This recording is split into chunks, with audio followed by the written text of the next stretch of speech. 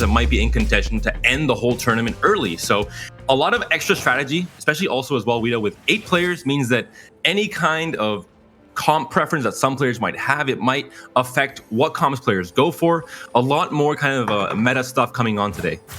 A lot more meta stuff coming on today, indeed. Here now, Noerum, he's talked a lot about how he prefers the run start. I think that's a start that a lot of players they like to try to go for because it can be anything, right? Like it opens up the Rage Blade, it opens up, it opens up Deisik angles, it opens up pretty much. It doesn't really lock you into anything here, even a potential set reroll angle. We saw it once yesterday off stream here in an early set pair. We've seen that be one of the biggest deciding factors in terms of early game success in general all throughout the entirety of the weekend, all throughout the entirety of the set to a certain extent as well here. So Dawnbringers now are going to be that Mirage, so that is going to be a very important one to keep an eye out for as well. It means that Morello, for example, could go up in value quite a lot. Exactly, an early emphasis going to be on Nunu if you find that early off one of these orbs, or maybe some early shops as well as Leona early on. But set 2 is normally a recipe for success, at least throughout stage 2. I think set reroll all the way to stage 4 and 5, not very realistic in the current meta. But set 2, you can ride this all the way through stages 2 and 3. We saw it all throughout day 1 and 2, and it can find you into a win streak, into a 5 win streak all throughout stage 2, or maybe even all the way to stage 3. And that really sets you up for a top 4, basically off of that econ and HP lead. So I wouldn't even say that set reroll is that far-fetched. Like if you end up hitting something like a Scourge on the first augment here, you could be in a good spot here. And well, that's a familiar box here. We saw that from Deisik yesterday, though. Darkest, they are now in with the option of potentially having a pretty significant angle to play for that Olaf reroll. Has an early 2-star Ezreal as well to back it up with. So if you're here, right, like, are you going to slam? Like, we've seen RFC be very good for Olaf. It helps solve some of those accessibility issues that he could have, right? Rage Blade, we know it's just a good catch-all item, can be going onto Olaf as well here. Ezreal is a fantastic carrier of that item as well. I would even like to see just slam everything here. And with the Metabolic Accelerator here, Darkest is going to be in a position to really just make these losses be as good as possible, and then just, like, have a fantastic strong late game, most likely. And it's great to pair kind of your idea, your strategy for stage 2 with your augment. It just feels so good. It feels like you're really making the best use out of that metabolic pick. With Olaf, you want to sacrifice the Olaf, have terrible positioning on purpose, and lose streak out stage 2. If you have an augment that also benefits from that same strategy, that you're doubling down, it's just going to be so good here for Darkest. It is going to be excellent indeed, right? I think that's the big thing to note here. Another excellent thing that's worth noting here is the fact that Deisik has gone for this item carrier Tristana in a non-AD fashion. I think that's something we haven't seen a whole lot over the course of the entire weekend, something that we saw a lot of players prioritize in the earlier parts of the sets. But again, Tristana can carry pretty much any offensive item in the game. She is a magnificent hold of that when you start getting those naughty stacks rolling as well. Things are going to be starting to look up here. And speaking of things looking up, brubbba here with a very strong setup in general, right? Has the phony frontline, one of my favorite augments. It's kind of taken a while for it to really manifest itself in Dragonlance. It was very good in Gizmos and Gadgets, right? Like, it was insane in Gizmos and Gadgets, but deciding against making the sentence, okay, now he's making the last second here to ensure that the players that are currently assessing his board are not going to see it as a threat until now.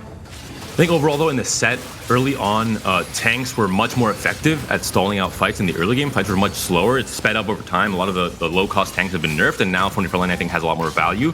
Whereas early on, Tahm Kench with items, Gunnar with items were almost unkillable at the beginning when there wasn't that much DPS.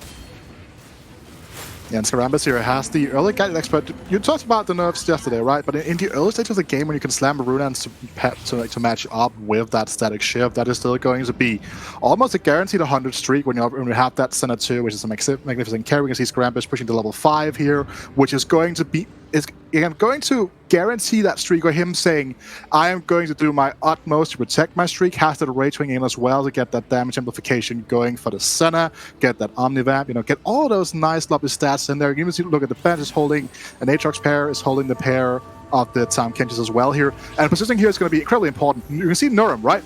86 HP, but he's pushed level 5, which seems very odd to me, right? Like, and it might, is he on? He's not clear mind. That makes a lot of sense, actually. And Noerum, of course, one of those players alongside Brubbba, who for the entirety of this weekend has favored that lose streak strategy into that econ lead coming into the 3-5 roll down. And yesterday we saw him, I think 3 out of the 6 games, or maybe most of the games we saw on stream, he was going for that AO Shin late game comp to try and stabilize at that point. And then he found success in those last 2 games, able to make it into this day 3. So those 2 players, Brubbba and Noerum, definitely have a very clear preference for maybe a more consistent playstyle, because you kind of can decide, I'm going to lose streak all throughout stages 2 and 3, and I can have a very big econ lead and a good roll down at 3-5. Yeah, and the thing that's worth noting here as well, very often you see players push level 5s because they have hit meaningful pairs. But when you are playing Clear Mind, you don't hit those meaningful pairs very often. So even though you are going to be ahead of the lobby in terms of XP in stage 2, most likely your board is going to be weaker than the board surrounding you, because you are not going to be fully focused on holding those pairs to stabilize your board. Chuso took a long time there to pick up an item. 3 components open, so really considering what are the best options. Obviously, a little bit early on to really decide what direction you're going to go in, and you still have a lot of different items and possibilities that are open. Chuso's a player, though. Yesterday, he played, I believe it was 3 or 4 Jade games out of the 6, and on day 1, it was similar. It was at least 3 Jade games. So Chuso's someone that definitely prefers playing Jade quite a bit, and we'll see if this Leona pair, Taric pair, and the Gnar pair in the shop will make him go into that direction. Ascension is picked up, so a pretty generic augment that you can play, obviously, with Mirage, possibly, or even just with that Jade comp. I mean, this is just like if you could like pick your own strongest 1 cost to 2-star. You have Leona, you have Taric with Guardian in, you have an Aatrox, you have the Yone as well to get the Mirage in. Chuso is going to try to keep his lose streak, though, which I kind of if he's not slamming items here, kind of dislike making these 2-stars to a certain extent, right? Because yes, you're going to be facing boards in the lobby that are going to be quite strong in general, and you are going to be considered losing. But even then, right now, right, like he's not slamming a single item. You could make like a Titan's very flexible item if he is going to be going into something like the Jade angle you're talking about, right? Going into Siphon. But I think he wants to keep his option open for like something like a Rage Blade, for example. If he wants to go for the Deja, if you find an early Deja for Mirage instead. So I understand what you mean. I understand that, getting that extra gold here would be big as well, but maybe the flexibility is worth it. It's Dawnbringer though, right? Keeping that in mind as well here. That's true, yeah. Rage Blade is not going to be a priority on the Leona, right? And he goes into pretty much hitting anyone else in the lobby. But we didn't have a full picture of his matchup pool, right? I think that's the big thing to note as well, which also could be a deciding factor, because if he only has like just the Swellers, the Skarambez of the world in the pool at that time, sure, then that could make sense. But again, like he is in that situation by making all of those 2-stars. He is gambling his streak unnecessarily, in my opinion, at least. And Skarambez giving Senna all the love she can possibly get. Triple item, 1 cost, 2-star right now. Gadget Expert online, Runans and Static Shift both proccing off of that augment. So a pretty strong board. Could be the 5 win streak that most players are looking to get in this stage 2. You're going to have a great econ and win streak lead coming into Krugs. Darkest has sold off his Olaf, if I'm not mistaken, right? Like they've sold out their Olaf, which means that they are pretty healthy when pretty healthy. They're pretty well set economically speaking, right? And they do have the metabolic accelerators to kind of counteract their HP loss in general. Brubbba versus SwellerTiger here, big fight in general, and it's going to be a win for Brubbba. Oh, sorry, a win for Wait, was it Noerum? Wait, I'm confused. It's SwellerTiger, right? Yes, because like you get confused when you see like all the little legends just on the same board watching the final fight. Right? It's kind of cool to a certain extent, but sometimes it also does mess you up. And we're talking about this, right? The level 2 set in the early game here with the tank items again. Set can fill like multiple niches in the early game. I think that's a big thing to note. It could be your primary damage carry, it could be your primary frontliner. So very often you also see people when they have this type of board, where they have the Karma 2, the set 2s, that they will balance the Dragon Mancer. Well, Xiaoyu has entered the party, and that's going to be a very, very strong stage 3 for Volta. Can lean to this Jade comp, has the Nivea already online with JG, and has, well, the Infinity Force as well on Xiaoyu, making sure that this Dragon is going to be a killer all throughout this stage 3. And Infinity Force is one of those items to scale. Like, Xiaoyu has multiple like scalings when it comes to both AP and AD. And like every single aspect of the Infinity Force is going to provide value for the Xiaoyus. It's a very good item to play around for sure. Can also start AP itemizing this Anivia, which is going to give him a clear direction in terms of where he wants his competition to go. Needs to have that level, that 6 Jade. Doesn't find it initially, but just going to level 6 in general to try to continue the streak and then try to build on it from here. Also now, the free 2 augment here is going to be super defining, because he finds a very strong combat augment That could be like a cybernetic, something. He's actually not opening himself up to any cyber augments, which are fantastic on like Xiaoyu in general, by only having items slammed onto units here. I would potentially like to see him not make the Archangels right now, so I don't think it's going to be a fight-deciding factor to keep himself open to some of these cybernetic augments. Be a fairly close fight here. Altogether, Jinx and the Senna doing a little bit, but still the Xiaoyu left alive, and obviously the stuns, the siege coming out. It's going to be actually much closer than I actually anticipated in the end, but the stun from Xiaoyu should come in clutch. There isn't going to be an extra cast from the Senna there, and that will be a win. As you mentioned, something like a second wind, Ascension even, could be huge for this Jade comp, but Prismatics in our first game. Swift is rerolling the vest here as well. I think this is an instant reroll. Yes, agrees with me here, Craig. Binary airdrop is massive on this current board. It is, but it's not very good in general. Binary airdrop is nowhere near its counterparts because Scrap is no longer a thing like it was in Gizmos and Gadgets here. There's only one choice. That's going to be the Radiant Relics. These are not great. I mean, you can start building out your Nico items. I think that is the only option you really have here. It's worth noting that because of the fact you now have 2 item augments, you are going to be lacking in combat power when it comes to like the general state of the board outside of those specific units. Does get the 6 Jade power spike in now, which is going to be quite massive. But imagine if this was like a cybernetic implants free, for example, instead. Like, imagine the difference in power level it would have been. Just saying that it could have been an option, and again, with a lot of these units not being upgraded, they are quite easily swapped out, so you could have just found a replacement and combined the items, but you also want to go for maximum board power, so I kind of do understand making the Archangels on the previous turn. New recruit for Chuso has ended up slamming his items, but fairly unusual items to slam at this point in the game. What is your opinion, Wida, on the JG and the Edge of Night that's built here? I mean, it's fine. Like, this is a clear direction and intention to play into the Wall of Dacia, right? With Edge of Night is okay because it's Dawnbringer's Mirage, right? So you can put that onto Dacia, you can even move that to a Yasuo later on, depending on which way you hit. Yone can carry both AP and AD items as well, so it's not like it's a big deal. Also, there's an interesting thing with Titans in Dawnbringer as well, because like when you get the double healing going through, it's pretty interesting to work through. Okay, Darkest did not sell their Olaf. I was just confused for a second, I guess, but does pick up the Scales Gone Crown. We've seen how much this augment can help elevate these compositions, so he is going to be he's going to be forced, I would say, around like probably either for 1 or 3 5, depending on like how he wants to play it out here. He does have his Olaf items already set in and put in play here. You can see he has the Runans, he has the Rage Rate and the Hand of Justice, so he's not going to be holding up at the moment, any of these like spatula transforming things open right now. It is going to be that's going to be 45 AD now with the 9th death of the Olaf. And a pretty unusual lobby in terms of how this has started out.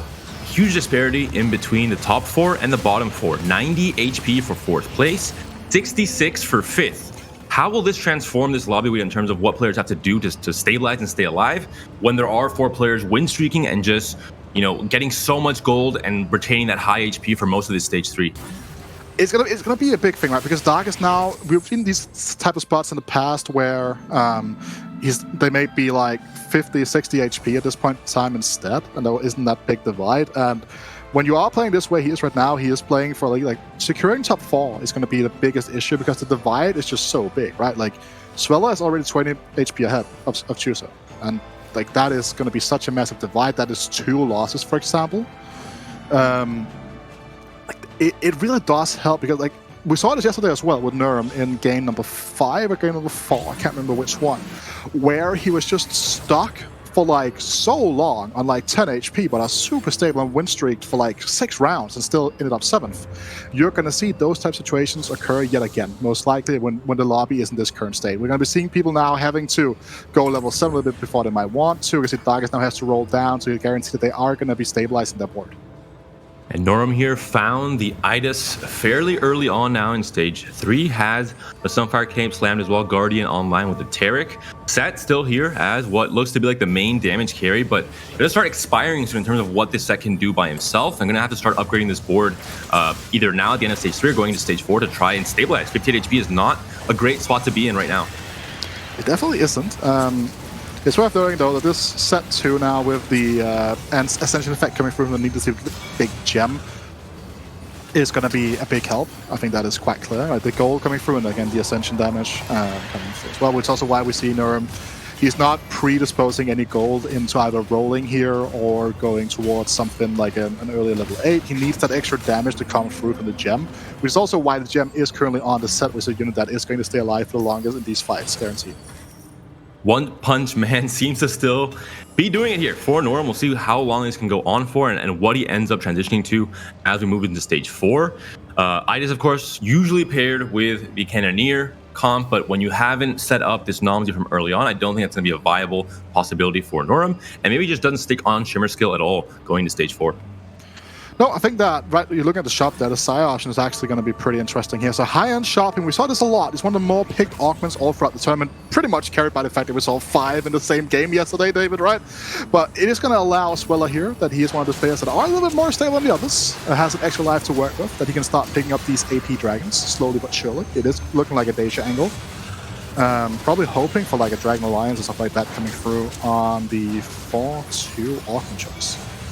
And high-end shopping just that much more attractive when Shyvana is actually a not just a viable unit, but a very, very good unit to close out, to cap out a board going to stage 5 and 6, as well as Aoshin. We saw it all throughout yesterday. I think it was the clearest picture of how strong Shyvana and Aoshin are.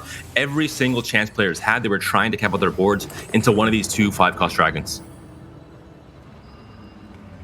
Indeed. What do you make of Deisik's position, right? Like these are boards, like I feel that they were so common like a couple of patches ago, but I feel like they're kind of gone by the wayside, David. It's going to make sure you can throw in a Zoe, which is always going to be a fantastic unit at 5 cost. I think it's one of the units that you can slam into pretty much every single comp, and you're going to get great value from the CCs, from some amount of damage as well. But it is tricky, as you mentioned. I'm not sure Magepad's going to stick on Tristana all throughout. It can go into Sona, for example, later into the game. But then what are you doing with Cannoneers? Just going to go mages instead? I mean, that's kind of how these boards end up, right? Like I was speaking about with Tatufa about this at the start of the set, because back we had the patch where AP was like, mages were just gone, right? Tristana reroll? Tristana, like at this point in time, not like you're lacking the damage item that really would help, like you again to a certain extent, right? Give me some hope, Wida, please. I know, but like at the end of the day, this is day number 3, Championship Sunday off the Superbrawl. If someone can do it though, it's Deisik. Or do we agree on that at least? We can agree on that one, right? But again, we've seen this so much before, right? When you have the triple trainer opening 5 mage, now Tristana 2 is going to be able to do a bunch of damage here. Is on the right side in terms of ensuring that the Tristana is going to be kept away from the Frozen Heart, at least for now. But Darkness's item spikes right now, they are incredible to look at.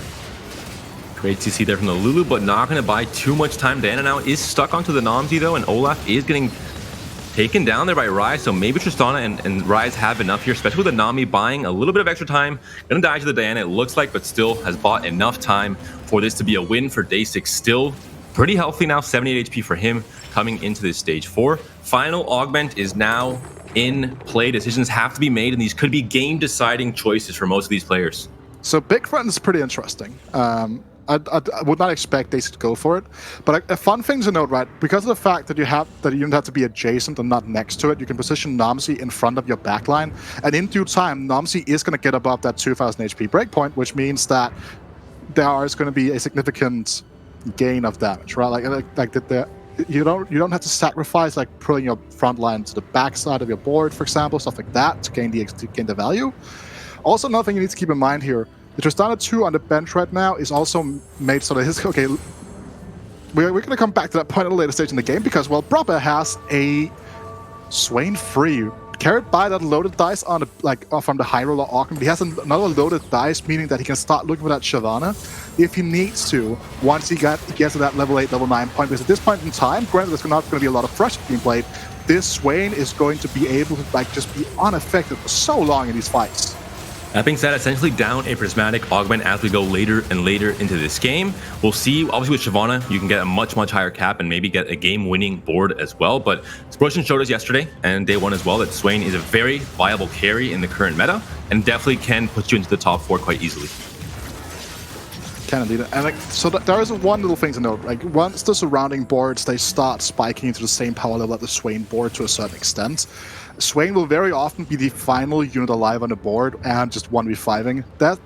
By extension, this means that you aren't going to be dealing a significant amount of damage to the other players around you. And we've been talking about this HP divide that is surely starting to close down just a little bit with Shuso now being in 4th place at 43 HP. But it does mean that you aren't necessarily going to be dominating your opponents in a life total game. I'm wondering what Noerum is up to in a similar position that we've seen him in so many games all throughout this tournament. 20 HP, has to stabilize, picked up Ascension as his last augment to try and get some immediate board strength.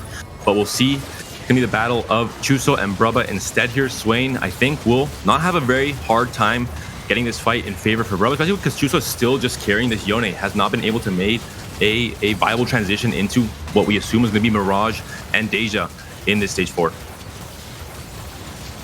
Yeah, and the thing is, again, it's worth noting, right? It can be a quite tricky thing to pull off. Again, you're looking at the bench right now. It's not really quite clear where it's going to be going. It could also be trying to go level 8 and try to go into an AO Shin instead, even though the items are not really for that. But just chilling here, lying in wait now. There's a Yasuo on the carousel, Soraka as well. These two units could be godsends for players that are building their boards into this situation that they're looking for, right?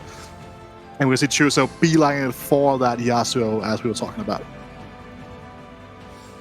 Noerum again, 5 HP, so was not able to stabilize. I think he's probably used up all his gold, tried everything he possibly can to find some amount of stability on his board, but it's looking like it's going to be a tough spot again. And this is the risk, Wida, of when you run this lose streak strategy. If you're not able to actually stop that HP bleed in stage 4, it's going to be tough. Any amount of fight RNG, any amount of bad matchup against a scale scoring player, for example, and you're out. Someone that is not going to be out, it looks like, is going to be SwellerTiger. This is how you stabilize. At least one way to do it. Aoshin to double Archangels, IE. Doesn't really have a way to cast faster, but when he does cast with Jewel Lotus and double Archangels and IE, it's going to be so much damage. There's the Lulu in play, right? It's going to also worth noting this entire Aoshin was found in one shop. A singular shop here. That is kind of the power you get when you try to go for that level 8 spike, and this should be just absolutely surreal. Coming through in just a second here with the component grab back on the bench. He also has the Tactician's Crown, worth noting here. Like, this board is so wild when it comes to the general scaling of it, and it's just insane, right? Like, he's level 9 effectively due to high-end shopping, but he's also level 9 on the board due to the Tactician's Crown. Like, this Yasuo as well. I mean, this is definitely the top 4. I think there's no denying that, and possibly even just the first place because of how early he's hit this board, which is just incredibly strong. Now he can econ up, go 9, cap it out even higher with some extra legendaries. In case you wanted more Aoshins, there's one more in the shop. High-end shopping, of course, did help a lot, but we have to agree, having 3 of these dragons in the same shop is definitely a fortunate thing to happen here for SwellerTiger. Noerum, unfortunately for the Italian player and for the fans at home, is out of it for this game 1. 8th place for him. Chuso also at 19 HP in a dangerous spot, whereas the gap is then SwellerTiger, who we know is very strong, and then Dark is still at 32, so they're quite safe still. Yeah, Darkus is quite safe. Like, he's hit both of his 3 stars here, just to the on this turn. He's been able to transfer these Scales Code Emblem over to the Talons that we've seen a lot in the past. Just does a significant amount of damage. And this type of board specifically is the type of board that can end up punishing Sweller's board in general. Because if you look around Sweller's board, more or less the only thing 2-star of note on the board was the Aoshin. The front line is pretty much paper right now, has horrible item choices. A lot of surrounding cast is 1-star to Lulu's, 1-star, stuff like that, right? So this board here, it scales, and again, you had a massive love for Tal in the past, like in Gizmos and Gadget Stable, so you know this concept. But right now, this is the most important part of the game for Doc, is he needs to ensure that the players that are currently struggling for HP in and around them is going to be, is going to take massive truckloads of damage coming through from this massive spike here. For Deisik as well, we saw that he had 50 gold, still was level 7, still was carrying that Tristana with the mage pet, so I assume he's going to be rolling down, or leveling to 8 and rolling down at this point to try and transition into his late game board. And that, I think, is going to be the case after this Treasure Dragon, because he's healthy, he uses HP as a buffer to up to stage 4, was strong enough because of the, Jewel Lotus just works so well with mage spat as well. And we'll find out what exactly he wants to go for at this point. Tristana 3 is still a possibility. I think we both agreed, probably not very realistic. Probably just the Sona mage is the angle instead, or maybe just trying to cap out with a dragon. I mean, it's Aoshin mage, that is generally speaking where this transition goes most of the time. It's how I played this transition for the entirety of the set so far. The issue is that you already have SwellerTiger in the lobby, Aoshin too, taking 3 copies out of the pool, removing 33% of the options here. Siphon, however, is a massive pickup here. It's going to help you spike this combo around. Has a Zoe as well. is going to make the transition into the zone you're talking about.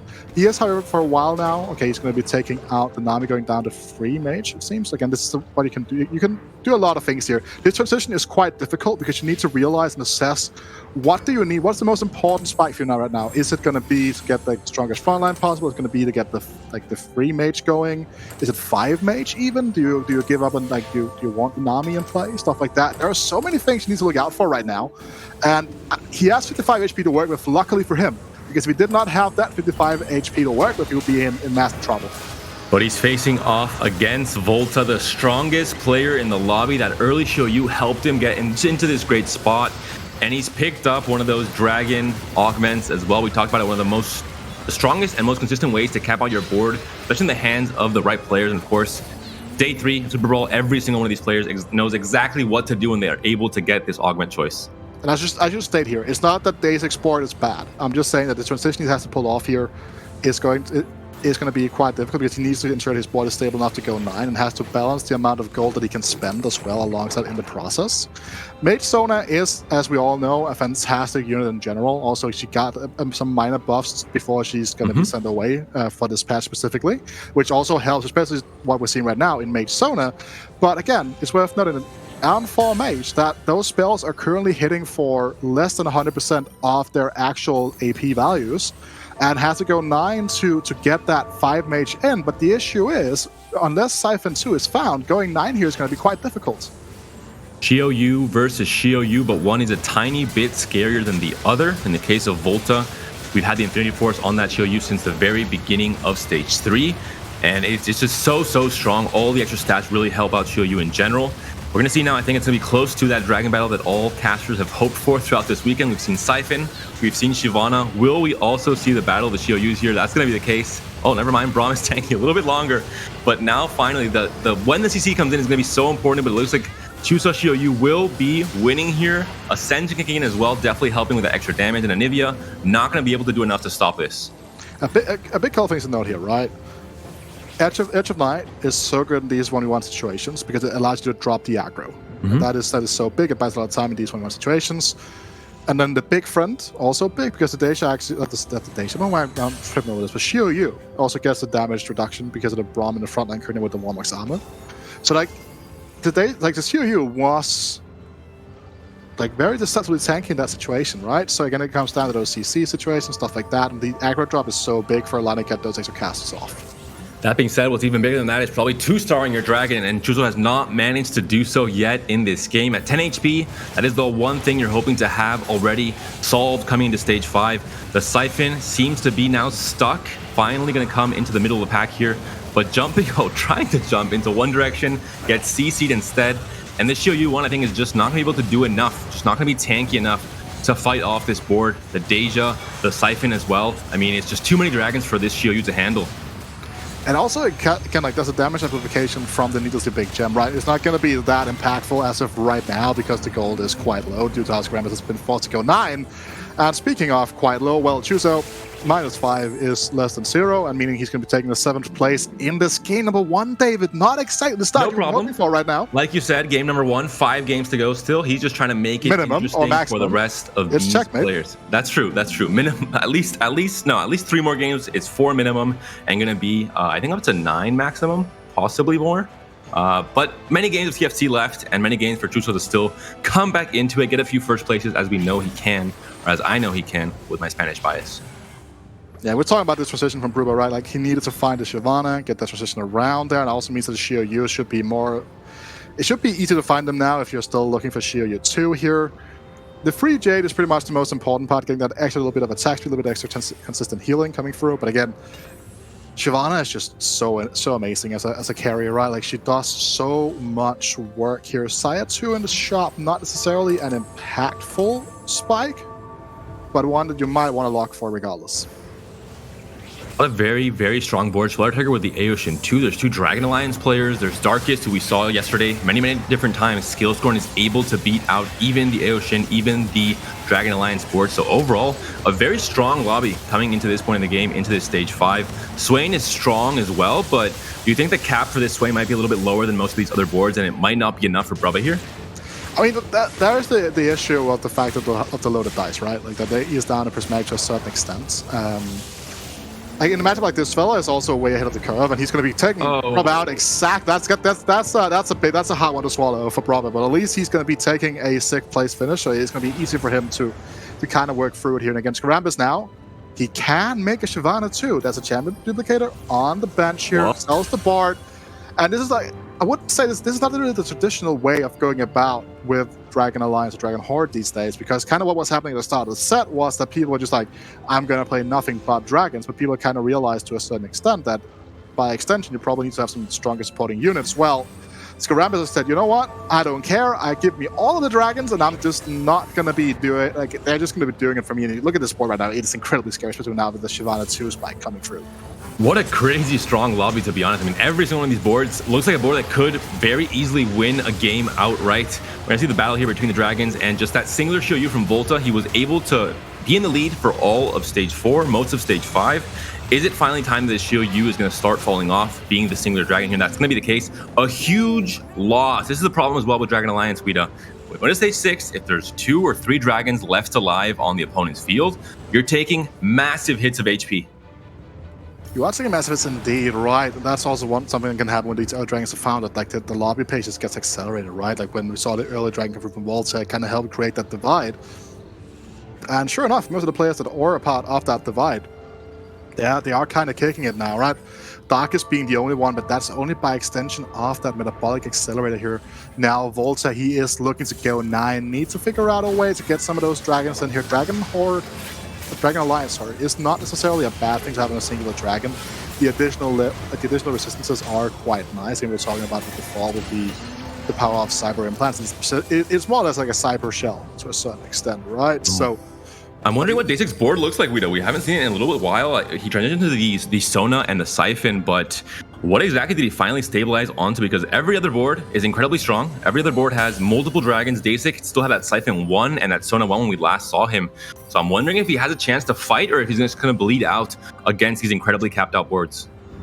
Interesting decision here that Volta, Asol too. He's prioritizing the Asol, right? Like on this roll down. This might just be by extension of the nature of the rest of the lobby here, because I think that we're still kind of reached a point in time where the Asol 2 is much weaker, or considered much weaker than the Aoshin counterpart, at least. But should still be a significant spike here. But talking about Deisik's board, well, here it is in all its glory, and it's still pretty much one star in the backline. Sona's still 1 star as well. The Siphon at least was upgraded, but can the Siphon do enough? It looks like it can onto this Asol now. Can it kill it off before that next cast? That would be the massive win there. It's going to be the case now. Sona and Siphon versus this Shio Yu and this Nico. The 2 all-stars on each of these teams fighting it out here, but that is a massive hit on to the Shio Yu. The Sona CC is coming in big as well. The combo onto Siphon is massive, but not quite massive enough. Siphon and Sona winning for Deisik. A big hit for Volta. 2 losses in a row. Was HP leader, now down to 16, and Skarambez gets eliminated in 5th place.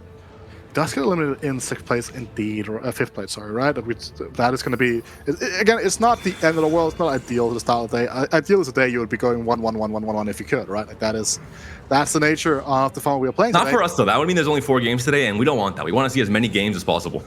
We want to have as much entertainment as possible, right? But again, look at the state of the sport. This is like how just expect every time, right? This is kind of just been enabled by the prismatic middle hitters. The scales going crown, meaning that you don't have to run Lilia really if you really didn't want to, or you can remove whichever you don't want to run. Here, I think it's going to be the Braum that's been removed, actually. A big clump, though.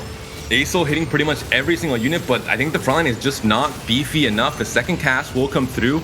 It might almost kill the Olaf, but not quite. Can the Shio Yu do it? Not going to be able to either. Volta, 3 losses in a row from 48 HP to 2. Very, very, just struggling at this point in stage 6. We talked about it, Guido. When there are so many Dragon Alliances, you're taking massive hits, and to lose 46 HP in 3 fights is just so demoralizing for Volta, who has been leading the whole game. He has been leading the whole game, but it's kind of been coming at again, to a certain extent, but it has come at a price, right? But Deisik now spikes that Sona 2. He's sitting on 60 gold. He could be out in just a second, but his assessment of this is that he is more likely to get a higher power spike by going to that level 9 than he is to try to roll it all down to find that Zoe 2. which I think is a pretty interesting way to look at it. I'm not a hater of it. I think I can kind of understand it. Like I can see the arguments for it at least, right? It's not like, oh my god, Deisik is gonna die with 50 gold. Why didn't you spend it all? Because he needs that extra gold to spike. SwellerTiger in the lead. The fight here between Volta and Sweller. Volta trying to stay alive. SwellerTiger still on 37 HP. The Battle of the Dragons, Asol versus Aoshin. Aoshin considered the best AP dragon, but maybe Asol has a chance now to, well, never mind. Asol has been deleted from the map, and Aoshin still stands as the AP dragon to fight for and to try and get onto your board in the late game. And we saw this the concept here, right? Deisik again, he knows he can win this matchup in particular. The big matchup for him obviously is going to be the one against SwellerTiger. That's going to be the big matchup for pretty much the entirety of the lobby, because the spike and the absolute state of the combination of double Archangels, i.e. with dual Lotus, is just surreal, to be completely honest, right? It's such a massive spike. See what the pickups will be. Deisik going for just a singular cloak over a fully built item, so specifically trying to go for one item that he already has a component open for. It looks like it's going to be that tier, it's going to be that Zoe as well. And it's going to be level 9. No gold to roll with, unfortunately, but at the very least, he has a bit more of a spike. He can just throw in. Yeah, I guess Rising makes more sense if he wants that 5 mages. It's gonna now start amplifying the damage coming through from the Sona. It's gonna make those hits coming through from the Lux lasers potentially, or like the add-on effects from the support in Zoe abilities that much stronger as well. It is that final bit of spiking that he needs right now. He would have hoped to find a Zoe 2 somehow, because right now he's down a completed item, but it's not going to be the end of the world. However, this fight could be the end of Darkest as we know him right now. Diana onto the wrong side though. The Aoshin somewhat protected, but as we saw before, every single unit will get killed off so quickly with this 4 skill screen, with all the itemization on both Diana and the Olaf. Already Aoshin being targeted, gets his cast off, but not quite in time.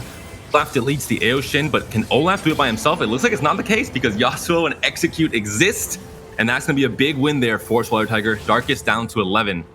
Yeah, and Deisik won his Ghost board fight. Again, Darkest now, they are in a position here where they are 1 HP above Deisik, which could come in very relevant depending on like how to... Okay, he's fighting against Deisik now, so it's actually not going to be that relevant. I'm just more surprised, like, I'm not surprised, like, I'm intrigued is the right word for me to use here to figure out like how this fight is going to be going, because a lot of it can end up depending on whether or not the Zoe is going to find those divine interventions in time. And for whoever's playing up against Darkest has to be very careful with positioning as well, where this Diana jumps and where your main damage carries are in the case of Zoe and Sona for this board for Deisik, and who Siphon jumps towards as well, who he dashes towards and is able to chomp down. If it's one of those premier carries that could swing the fight in favor of Deisik here, but Siphon is now stuck on a dummy instead, not where you want him to be. It looks like Diana is killing off most of the units, but I think it's not going to be quite enough. Sona still left alive. The CC can come through. There's no QSS on any of these carries. The double cast as well means that the fight will go in favor of Deisik, and Darkest will be taken down in 3rd place. And mate, Sona is just such a beast on this patch, man. It is insane. That Sona at that point in time, combined with the dual Lotus, I believe as well, right, from Deisik, was critting for like 1,000 damage on like a vertical diagonal AoE ability, right? Like, it's doing so much damage across the entirety of the field.